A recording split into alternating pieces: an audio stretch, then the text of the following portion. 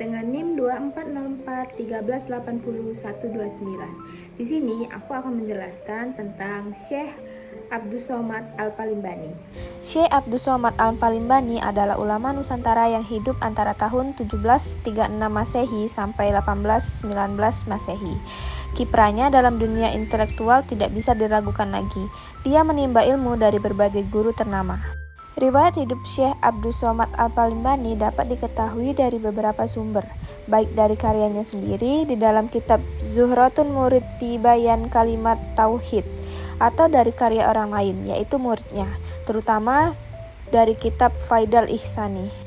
Di dalam Zahratul Murid fi Bayan Kalimat Tauhid, tokoh ini menuliskan dengan tangannya sendiri nama beliau dengan kalimat hamba yang hina lagi yang fakir kepada Allah Ta'ala, yaitu Abdus Somad bin Abdurrahman Jawi Al-Palimban. Begitupun di dalam kitab Faidal Ihsani yang ditulis oleh salah seorang muridnya juga ditulis nama beliau, penghulu kita yang bermartabat, yaitu Syekh Abdus Somad yang anak Abdurrahman Al-Jawi Palimbani.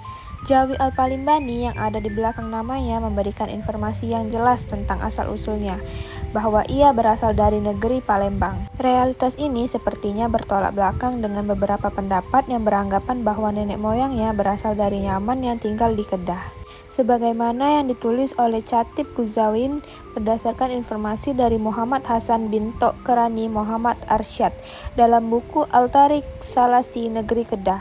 Menurut sumber tersebut, sebagaimana yang dikutip oleh Guzwain, bahwa Abdus Somad adalah putra Syekh Ahmad Al-Mahdani dari Yaman, seorang Arab yang setelah tahun 1112 Hijriah atau 1700 Masehi diangkat menjadi mufti negeri Kedah dengan istrinya Radin Ranti di Palembang. Walaupun sumber ini menyebutkan ada darah Palembang yang mengalir dari seorang perempuan yang bernama Radin Ranti, akan tetapi menurut adat istiadat negeri Palembang dan berlaku umum di semua tempat, bahwa nasab keturunan seorang anak diambil dari nasab ayahnya. Satu hal lagi yang sangat prinsip berdasarkan informasi dari dirinya sendiri serta dari muridnya, bahwa ia bukanlah anak dari Syekh Abdul Jalil bin Syekh Abdul Wahab, akan tetapi anak dari Abdurrahman. Oleh karena itu, perselisihan tentang asal-usul nasab dari Abdus Somad Al-Palimbani telah menemukan titik terangnya berdasarkan sumber primer yang kevaliditasannya tidak diragukan. Abdus Somad Al-Palimbani lahir dalam lingkungan Keraton Kuto Cerangcangan, salah satu keraton Kesultanan Palembang Darussalam.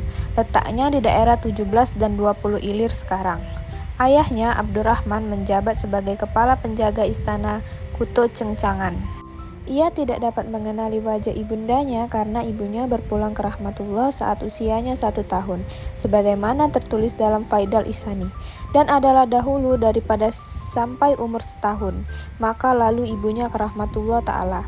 Maka ia yatim di dalam Rabbani amat mudahnya dan tolong inayah memelihara akan dia. Abdus Somad Al-Palimbani berguru kepada para ulama-ulama ternama. Bukan saja mereka yang ada di Makkah dan Madinah, tetapi juga ke Mesir dan Yaman. Sebagaimana telah dijelaskan terdahulu bahwa Abdus Somad kecil dalam mengkaji Al-Quran dan tajwid berguru kepada ada 16 guru, yaitu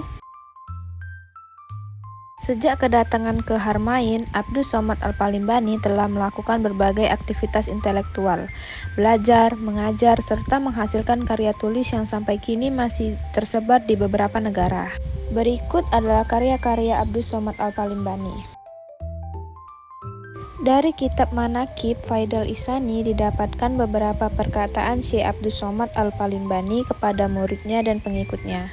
Perkataan-perkataan tersebut berisikan nasihat-nasihat yang ditunjukkan terutama kepada pecinta tarekat. Perkataan pertama terdiri dari 3 hala, yaitu anjuran untuk selalu berkata benar. Yang kedua, mengikhlaskan seluruh amal hanya kepada Allah Ta'ala. Yang ketiga, tidak menunda-nunda menyucikan hati. Perkataan pertama ini secara lengkap berbunyi, maka setengah dari perkataan radhiyallahu anhu, jadikanlah pakaian oleh kamu akan benar di dalam segala perkataan kamu.